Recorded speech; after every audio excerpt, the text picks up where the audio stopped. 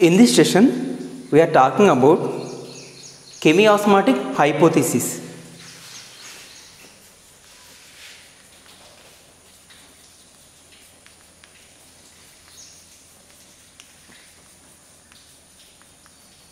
Or chemiosmotic theory. This chemiosmotic osmosis theory or hypothesis tells us how ATP is formed in cyclic and non-cyclic photophosphorylations. So, this chemiosmotic hypothesis tells us how ATP is synthesized in cyclic and non-cyclic photophosphorylations.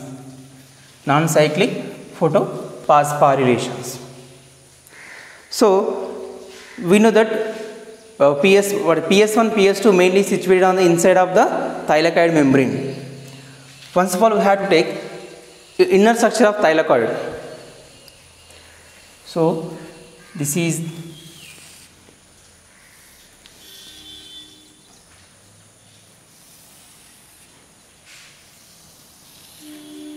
thylakoid.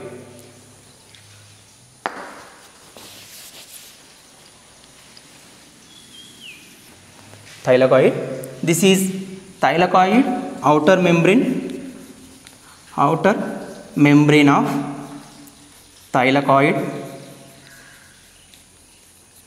This is inner membrane and the space which is called lumen. This thylakoid mainly present in inside of the stroma, the liquid portion. This is stroma.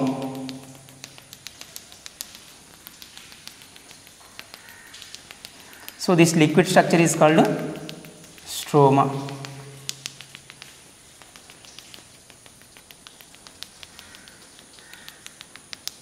Granums or thylakoid mainly present inside of the stroma. So, this is yellow color portion, stroma. And inner membrane of thylakoid attaches water splitting complex. This is water splitting complex.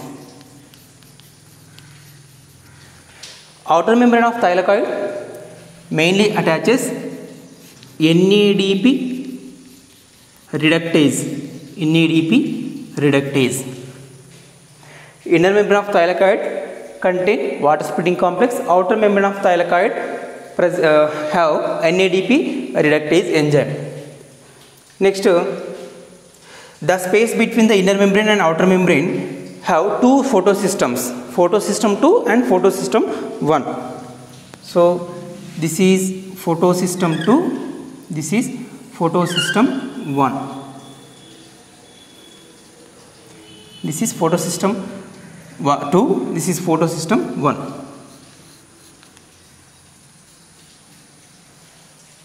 So, photosystem 2 and photosystem 1, because we are talking about non-cyclic photophosphorylation. That's why first we will take photosystem 2, then after photosystem 1. In photosystem 1 and photosystem 2, reaction center chlorophyll is A. As well in photosystem 2 also A, in PS2 also chlorophyll A, PS1 also chlorophyll A is a reaction center chlorophyll. This reaction center chlorophyll activated by the photons. This is photons. Light energy will passes to the photosystem 2. Chlorophylls are activated and release pair of electrons. That electrons are received by primary electron acceptor.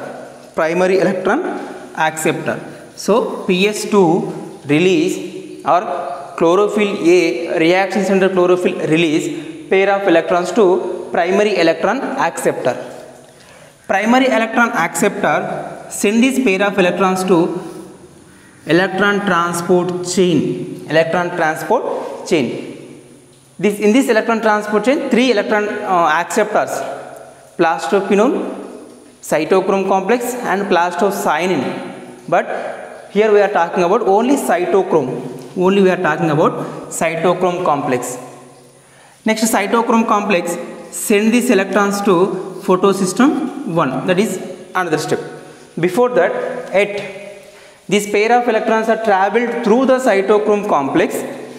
So these electrons are received by cytochrome complex. Cytochrome complex receive that energy from the electrons, use this energy to absorb pair of protons from the stroma. So this cytochrome complex take up or accept pair of protons from the stroma. Then after this pair of protons are enters into, that is the lumen. So pair of protons are enters into lumen by the help of cytochrome. So cytochrome, one thing, it is act as a two things. One is electron transporter, proton acceptor. So what is that? Cytochrome complex. Cytochrome complex is electron transporter and proton acceptor. It performs two functions. So transporter, proton acceptor. So these protons are accepted by the cytochrome by the help of energy. That energy supplied by pair of electrons. So in the lumen, pair of protons are entered. Then after, here water splitting complex splits this water. So H2O splits into three compounds: pair of electrons, pair of protons and oxygen. This oxygen is a byproduct of photosynthesis and diffuses into stroma.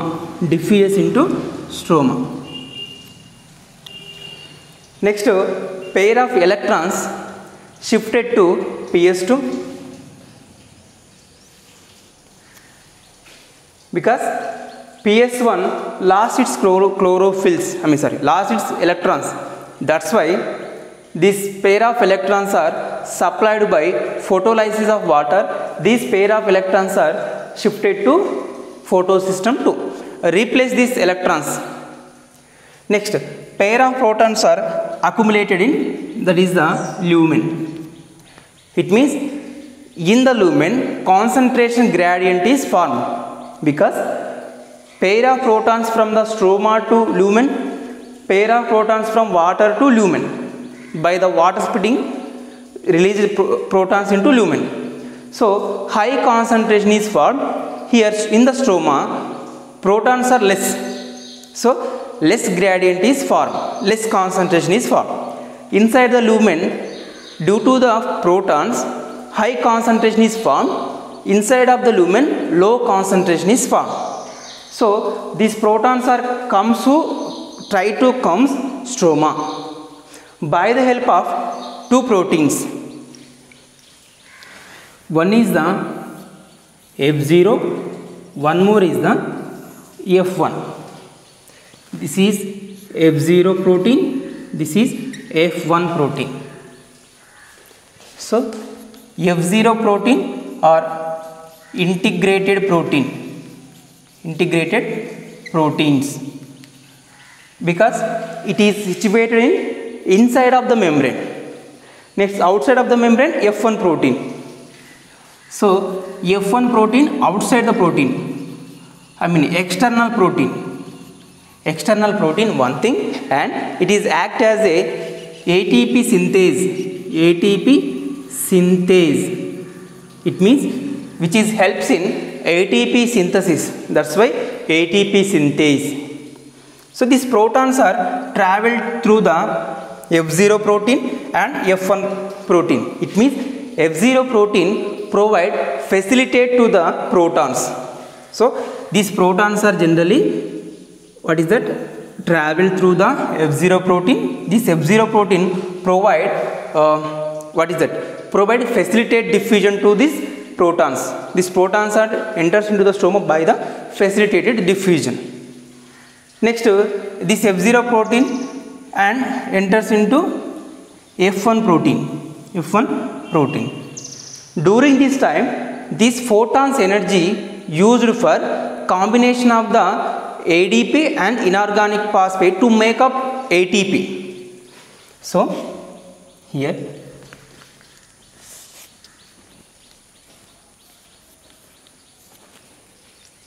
one ADP plus inorganic phosphate, both are joined together to formation of ATP. So during this time, these photons gives the energy to F1 or ATPase, or ATP synthase. This energy, photons energy used for this ATPase enzyme. This ATP enzyme convert the adenosine diphosphate and one inorganic phosphate to make up ATP. And remaining energy will comes into stroma. This is protons entering. So then after this PS1 receive pair of electrons from the cytochrome, and this PS2 send the electrons to NADP. So send these electrons to NADP. One thing. So pair of electrons are sent by PS2 to NADP. Then after here in stroma, pair of protons is there. These protons are added to NADP. These pair of protons are added to NADP. NADP reduces into NADPH2. NADP reduces into NADPH2. By the help of the enzyme NADP reductase. This NADP reductase enzyme here. NADP reductase enzyme convert the NADP to NADPH by using these protons from the stroma. This is in stroma. Main two things are entered. One is NADPH2 reducing power. One is ATP is synthesized. Two things are synthesized in stroma. One is ATP. One is the NADPH2. Use this ATP and NADPH2. These both are involved in dark reaction. These both are enters into dark reaction. Dark reaction mainly takes place in the stroma. So in stroma already have NADPH2 and ATP. That's why these both are enters into dark reaction in stroma with the help of carbon dioxide also. So carbon dioxide, NADPH2, ATP. These three things are involved in the next step, that is a dark reaction. Before that, we are understand some steps. First step is ATP, NADPH2. They are enters into stroma. For dark reaction. One. Next, water splitting. Water splitting takes place in inner membrane of thylakoid. Next, NADP reductase enzyme will synthesize in outer membrane of thylakoid. Outer membrane of thylakoid. Outer membrane of thylakoid. Next, dark reaction takes place in stroma. Next, dark reaction takes place in stroma.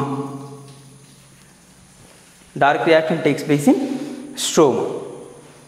Next, so this is the cyclic and non-cyclic reaction. In both cyclic and non-cyclic reactions also, the ATP synthesis is like that only. It is not a simple process. It is not a simple process. How we are understand? So PS2, the PS1, it means PS1 send the electrons to primary electron acceptor. Primary electron acceptor send this electron 3 electron transporters, and to finally to PS1. PS1 send these electrons to primary electron acceptor. Primary electron acceptor sends to ferredoxin. Ferredoxin sends to, that is a NADP. So this is the process. So here in cytochrome, this is the cytochrome complex. In cytochrome complex, ATP is formed. ATP is formed.